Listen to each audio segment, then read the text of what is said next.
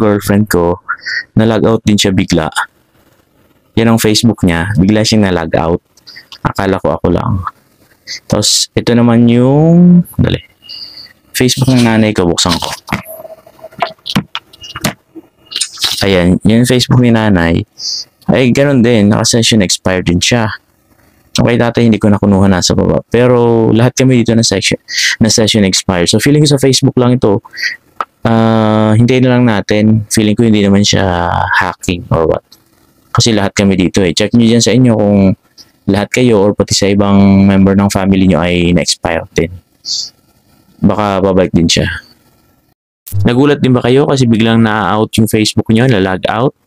Kahit sa laptop ko na-log out eh. Kahit sa ibang devices din dito sa bahay, yung mga account nila nalagaw. So, try ko to, no?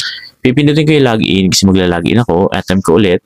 And then, piliin ko yung isang way para makalogin, yung number. And then, ayan, automatically, nandyan na yung password. Pero, hindi siya nagla-login talaga eh. Tingnan mo. Ayan, ang tagal niya. Hindi siya nagla-login. Ang nakalagay, unable to log in.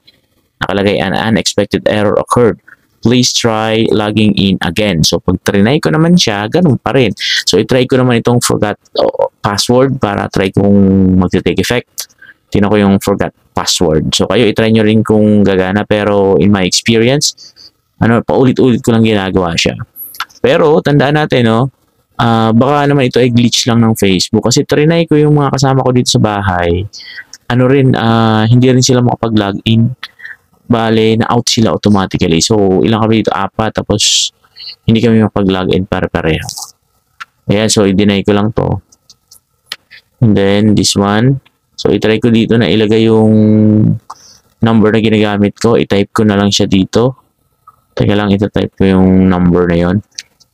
Try ko siya na manually i-type. Tapos, tingnan ko kung maglalagay siya o hindi. Or what.